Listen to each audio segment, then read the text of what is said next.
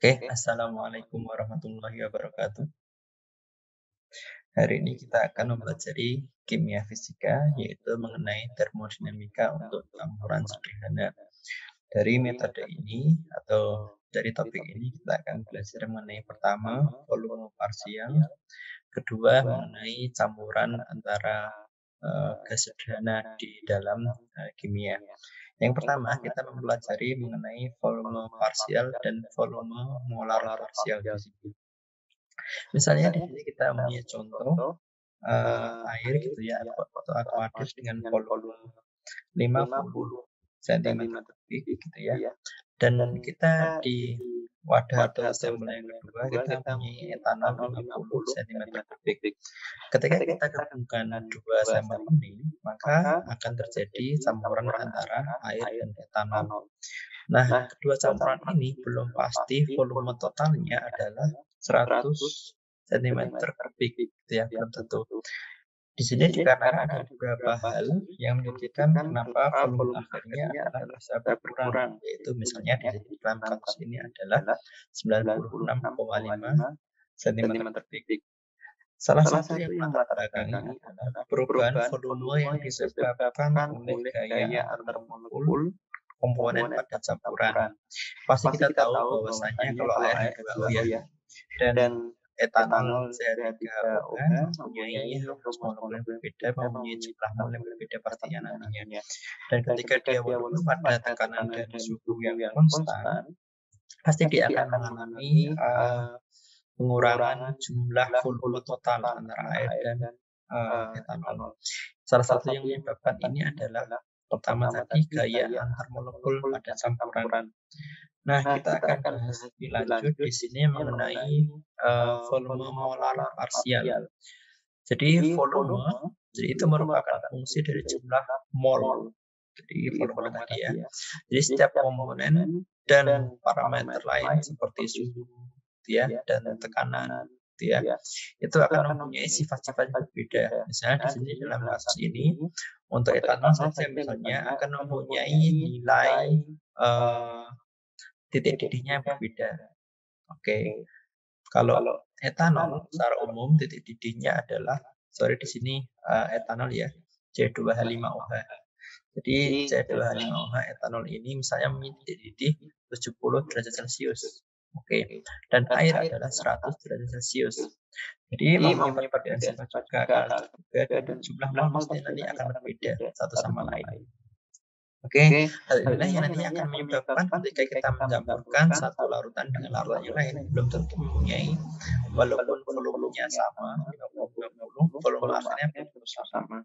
Oke, misalnya di sini kita punya contoh gitu ya. Oke, bagaimana cara kita menentukan volume parsial dari campuran antar dua larutan? Misalnya kita akan menggunakan metode kemiringan kurva biasanya gitu ya. Misalnya kita punya campuran A dan B pada P tekanan dan suhu yang konstan. Misalnya untuk air tadi kan air ya, volumenya dibuat atau molnya dibuat konstan tetap gitu ya. Dan B untuk jumlah volume kita akan variasikan gitu ya. Nanti kita akan mempunyai hasil matematika yang berbeda. Misalnya dalam hal ini kita punya contoh larutan MgSO4. Kita akan membuat variasi pada MgSO4 di sini gitu ya. Misalnya jumlah H2O atau air kita buat konstan 55,5 mol di sini. Sehingga untuk menentukan kemiringan ini, misalnya kita punya data ya, untuk MgSO4 kita variasikan molnya dari 0,1 sampai 0,3 di sini. Di N akhir dan N awal 0,1, 0,3 gitu ya. Sehingga ketika nanti volume air ini pasti akan memiliki perubahan gitu ya. Ketika dia di 0,1, volumenya adalah 1001,7 cm kubik. Nah, ketika kita buat molnya 0,3 gram per mol gitu ya, dia akan berubah volume menjadi 1001,9. Jadi ada perbedaan gitu ya jumlah volumenya. ya. Sehingga untuk menghitung volume molar parsial di sini kita menggunakan metode kemiringan garis atau kurva. Di sini kita punya sebagai slope ya, sehingga slope nilainya sama dengan 1,9 dikurangi 1.007 cm kubik dibagi 0,3 dikurangi 0,1 mol. Ya, kita akan menemukan kemiringannya adalah 1 cm kubik per mol. Nah, dari hal inilah kita akan menentukan volume molar parsial. Misalnya saya punya sebuah contoh ya, senyawa organik, biasanya kita gunakan sebagai pelarut, mempunyai aseton dan kloroform ya. Jadi fraksi mol, jadi nanti tolong dibedakan antara mol ya. Fraksi mol aseton itu adalah 0,4693 dan jika volume molar parsial aseton sama dengan 74,17 cm kubik per mol dan kloroform ada 80,24 cm kubik per mol. Berapa volume larutan yang masanya adalah 1000 kg. Dari hal ini kita akan bisa menghitung ya menggunakan persamaan volume parsial tadi. Misalnya volume itu merupakan N, ini merupakan jumlah mol ya, astat dikalikan volume aseton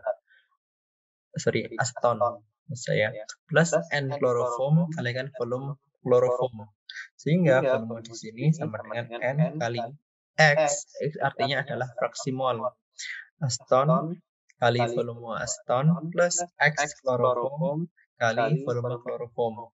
Sehingga di sini massa sama dengan N astat kali M, ini jumlah molnya ya. Jadi aseton plus N kloroform, M besar kloroform.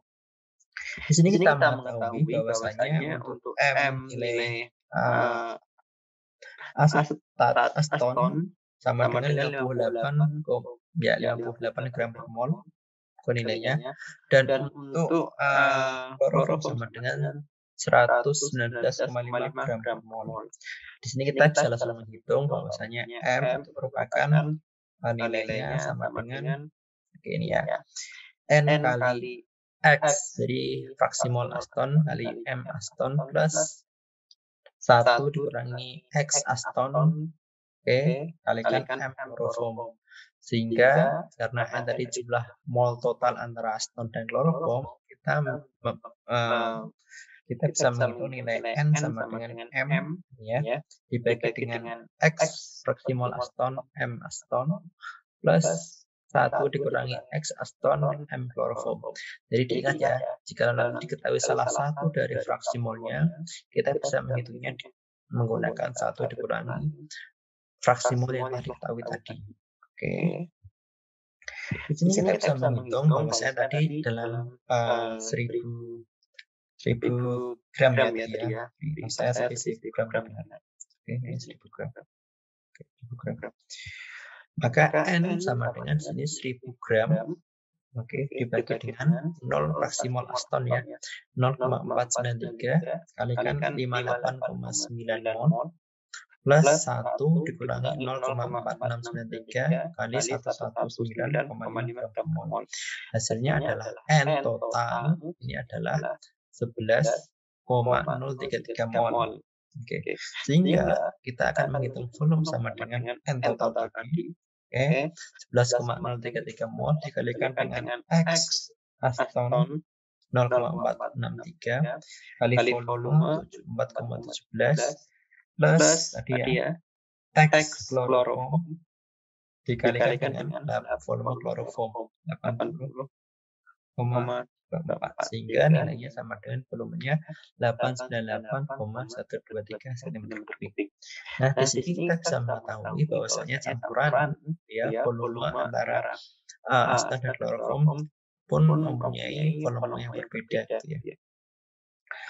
Selanjutnya jadi kita menghitung dan memperhatikan jumlah mol masing-masing senyawa yang kita campurkan.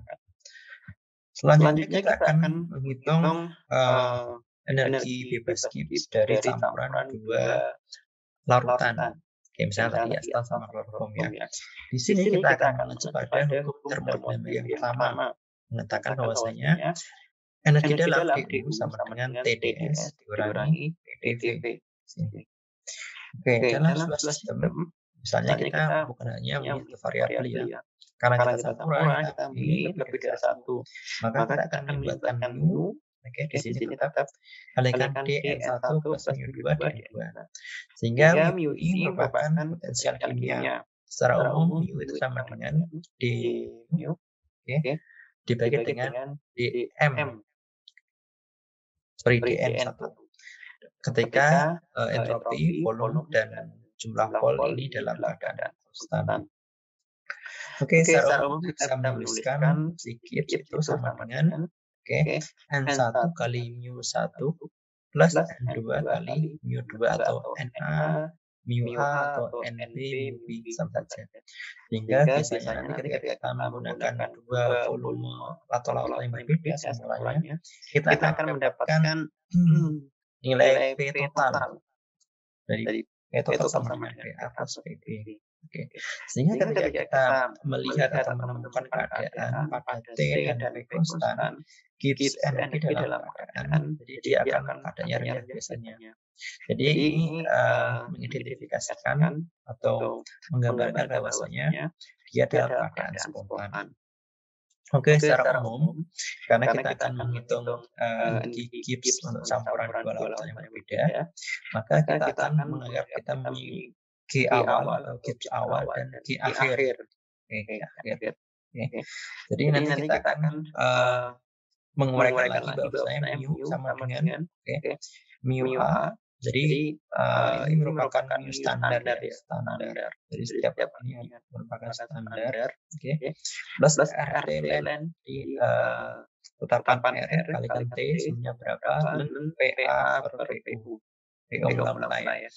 Dan nanti terus seterusnya. Jadi nanti kita akan mendapatkan persamaan G awal dan G akhir. Jadi yang membedakan antara G awal dan G akhir.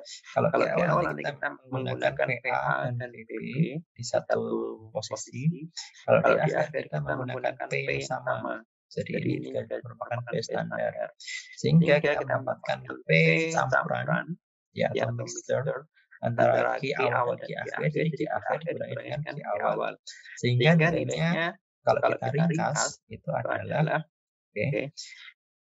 NRT ini ya, kalikan excellent A plus excellent B di sini.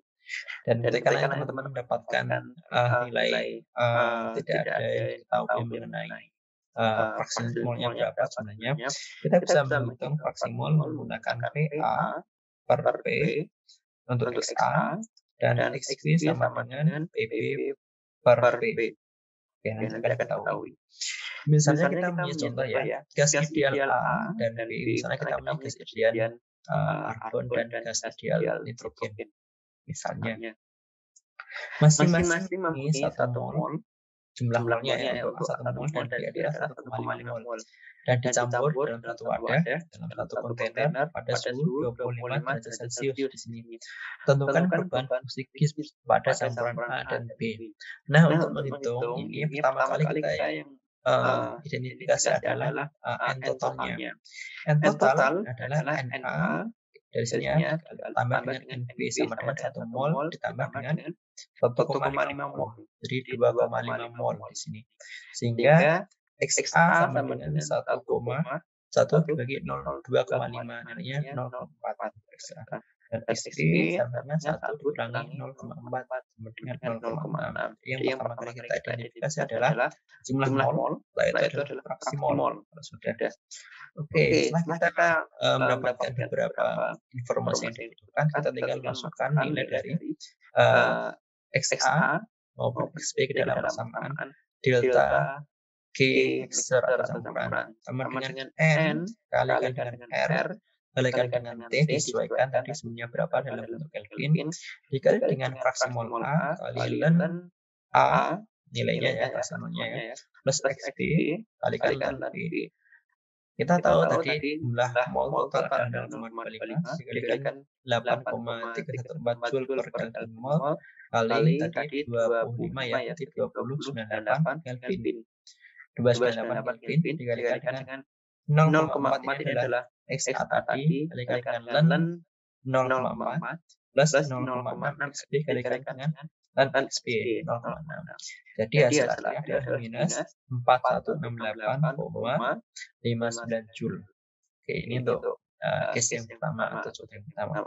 Untuk yang contoh yang kedua, ini teman-teman silahkan dikerjakan sendiri. Ini adalah sama seperti contoh yang pertama, tapi di sini saya menggunakan reaksi tekanan. Misalnya di sini ya, campuran binary gas mempunyai tekanan total sistem adalah P total ya sini ya. P total 250 torr ya. Pada tekanan parsial salah satu komponen A gitu ya. Jadi PA di sini adalah 80 torr. Oke, pada suhu 27 derajat Celcius. Oke. Jika jumlah mol total adalah 2 N total adalah 20 mol, maka tentukan perubahan fungsi Gibbs. Di sini teman-teman bisa menggunakan nilai ini ya. Oke. Jadi XA sama dengan PA per PP. XP sama dengan PP per P. Jadi di sini untuk soal nomor 2 silakan diselesaikan dan mohon di-upload di Classroom untuk tugas. Jadi nanti teman-teman menggunakan persamaan itu dan bersama akhirnya nanti delta Gibbs sama dengan ya NX NRT dan X dan A plus XP dan B. Oke, sampai di sini pertemuan kali ini. Wassalamualaikum warahmatullahi wabarakatuh.